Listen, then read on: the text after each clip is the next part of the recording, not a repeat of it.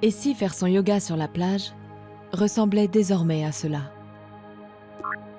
Sur Instagram, nous avons découvert cette vidéo destinée à éveiller les consciences. Filmée juste après la marée, sur une plage de Bali, en Indonésie. Une île jusqu'ici connue pour ses paysages de rêve. Mais aujourd'hui, Bali, c'est aussi ça. Des marées de plastique.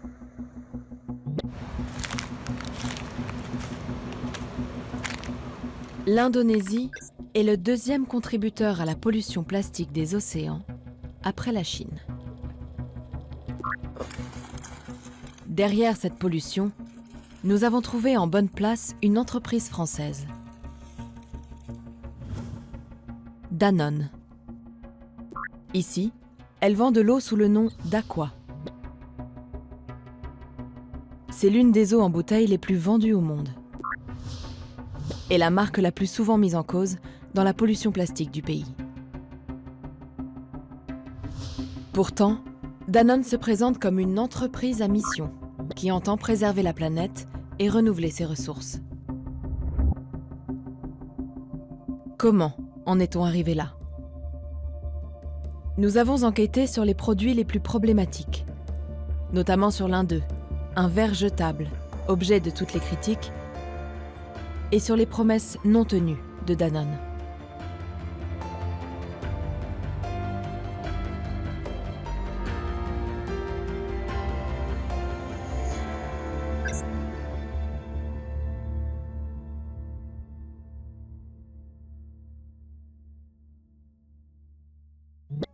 Sur l'île de Bali, c'est sur la côte ouest que le phénomène est le plus impressionnant.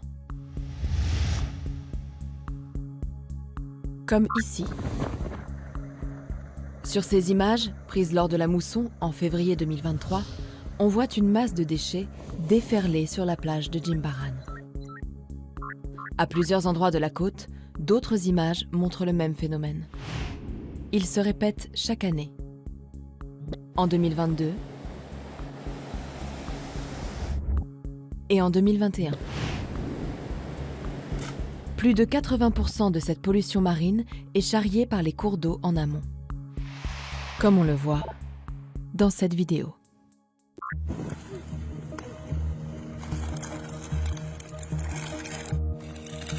Nous l'avons trouvée sur les réseaux sociaux. Sampah seperti ini ketika hujan, banjir, sampah akan jatuh ke sungai dan akan langsung jatuh ke sungai menuju lautan kita. Elle provient de l'association de lutte contre la pollution Sungai Watch. Cette ONG a déjà collecté plus de 1000 tonnes de plastique en Indonésie. À Bali et dans l'est de l'île de Java, ses membres ont mis en place 180 barrières sur les rivières. Elles servent à retenir les déchets avant qu'ils n'atteignent la mer.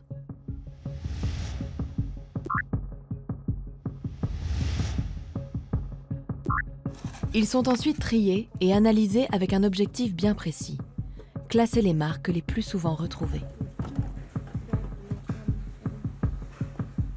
Et dès la première année, en 2020, celle qui revient le plus, c'est Danone. Même résultat l'année suivante. Puis en 2022. Interrogée sur ces résultats, la multinationale ne les réfute pas, comme le montre ce mail envoyé à l'ONG Sungai Watch en février 2022. Concernant le récent rapport de Sungai Watch, toutes les données et informations fournies seront prises en compte en vue d'une amélioration. Cette organisation n'est d'ailleurs pas la seule à placer Danone et sa marque indonésienne Aqua en tête des pollueurs plastiques. C'est ce que nous avons constaté à 1000 km de Bali, en périphérie de la capitale Jakarta, dans la ville de Bogor. Dans la presse locale indonésienne, nous trouvons cet article. Un classement des déchets retrouvés le long du fleuve qui traverse la ville. Résultat, Aqua Danone arrive en tête. 40% des bouteilles en plastique retrouvées dans le fleuve appartiennent à la marque. Enfin, l'ONG Break Free from Plastic place elle aussi en première position de son classement en Indonésie, Danone. Pour ces organisations, les marques comme Danone ne tiennent pas assez compte des carences du pays. I think having that annual list of top polluters is essential to keep on reminding companies that they are responsible, that they are very well aware that Indonesia is lacking waste management infrastructure. En effet, en Indonésie, 40% de la population urbaine, soit 142 millions d'habitants, n'a pas accès à un service organisé de collecte des déchets, d'après un rapport de la Banque mondiale. C'est la raison pour laquelle on trouve autant de décharges sauvages comme celle-ci. On la voit sur cette image de Google Street View en 2022.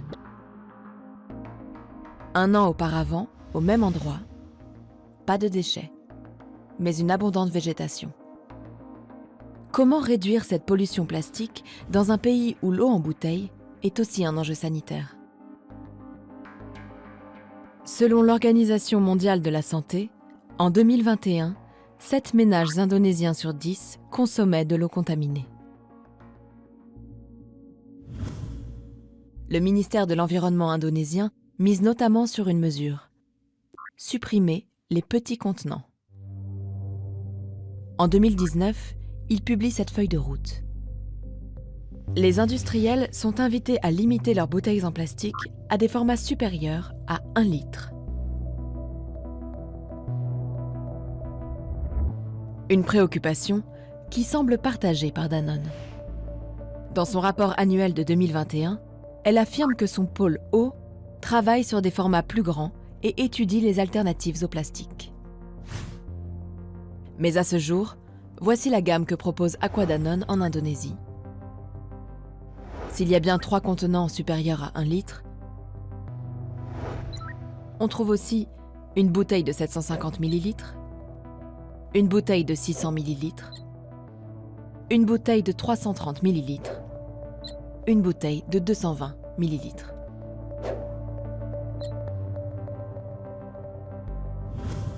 Des petits formats que l'on retrouve sur de nombreuses images de pollution. Mais il y a encore plus problématique.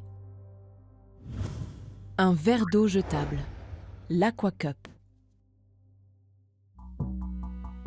Ce produit très controversé est au cœur des reproches adressés à Danone.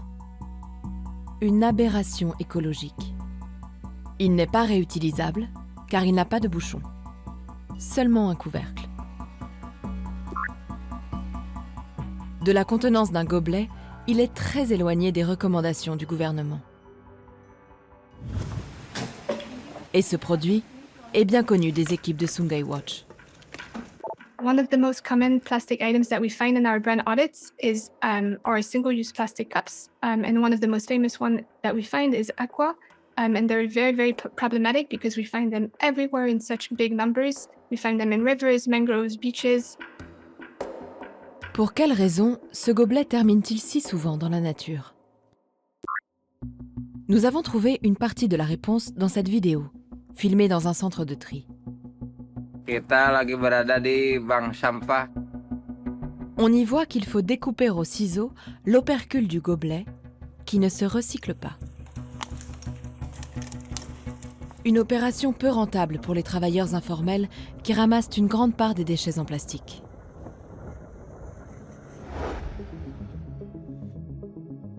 Et nous avons découvert que Danone était parfaitement conscient des problèmes posés par ce gobelet.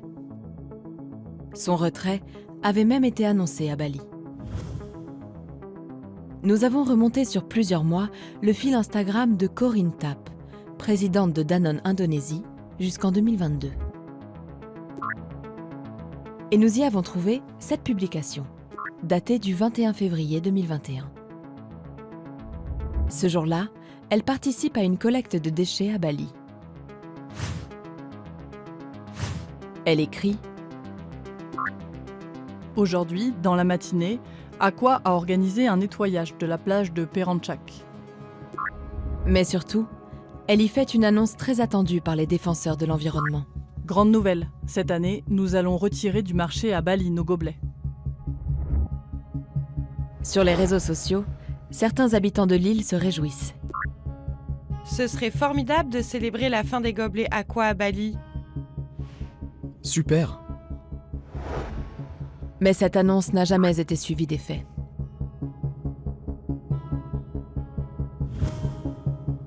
Chez les commerçants de Bali, on trouve toujours ces gobelets jetables. Par message, un vendeur nous montre les 28 cartons qu'il a en magasin.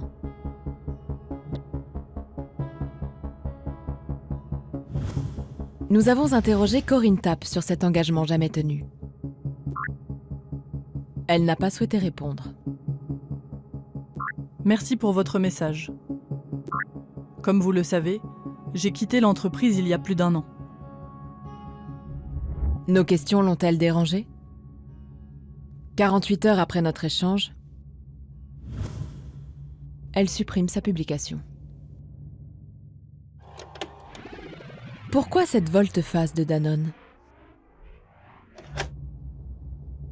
Nous avons épluché des dizaines de rapports, parcouru des milliers de pages. La réponse, nous l'avons finalement trouvée à la fin de ce document. C'est un compte-rendu des questions posées à Danone par ses actionnaires en avril 2022. L'entreprise y est interrogée sur son verre jetable. Danone a été désigné comme étant le premier pollueur plastique en 2021 et en 2020, en partie à cause de son gobelet à usage unique de 240 ml et de son opercule non recyclable. Est-ce que Danone prévoit d'arrêter l'utilisation de cet emballage au vu de la pollution qu'il cause ? Dans sa réponse, Danone semble tout d'abord reconnaître le problème. Nous sommes conscients de cette question concernant le verre d'eau de 240 ml. Avant d'expliquer qu'elle ne retirera pas ce produit. Nous ne pensons pas qu'arrêter ce format serait la solution, étant donné que c'est un format populaire et bon marché dans le pays, largement utilisé par d'autres marques concurrentes. Un gobelet qui fait d'ailleurs l'objet d'une communication très surprenante de la part d'une entreprise qui entend préserver la planète. En recherchant les occurrences du mot glace, verre en indonésien, sur le site d'Aqua, nous trouvons cette publication d'avril 2023.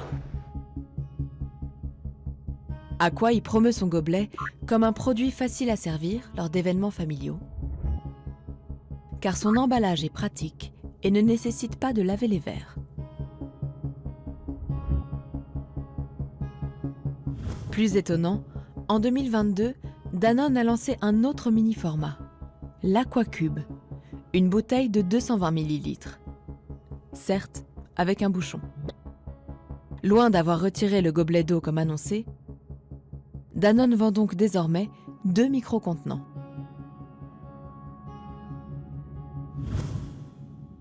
Nous avons interrogé Danone sur sa responsabilité dans la pollution plastique en Indonésie.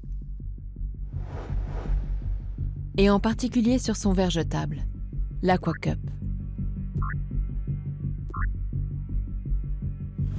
L'entreprise nous a envoyé ce mail, dans lequel elle ne répond à aucune de nos questions sur son verre jetable.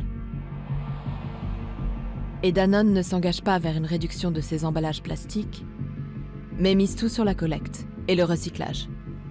Danone collecte aujourd'hui, sur l'ensemble du pays, 22 000 tonnes de déchets plastiques par le biais de différentes infrastructures. 6 unités commerciales de recyclage, 2 installations de traitement des déchets, 1 intercepteur fluvial, 10 centres de collecte des déchets. Danone explique également Investir de manière significative en recherche et développement pour continuer à innover en matière d'emballage plastique recyclé et recyclable.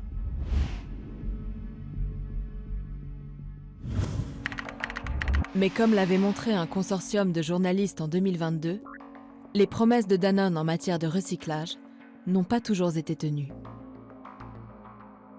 Dans son rapport de 2009, Danone se fixait déjà un objectif: utiliser 20 à 30% de plastique recyclé dans l'ensemble de sa division eau d'ici à 2011. Pourtant, en 2014, Danone n'utilisait encore que 9% de plastique recyclé dans sa division eau. Un nouvel objectif est alors annoncé. Atteindre les 25% de plastique recyclé d'ici à 2020.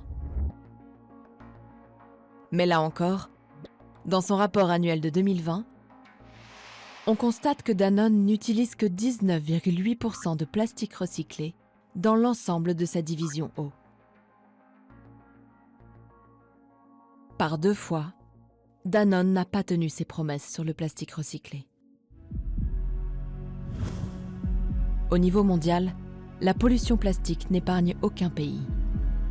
Selon l'OCDE, en 2019, la production globale de déchets plastiques a atteint les 353 millions de tonnes.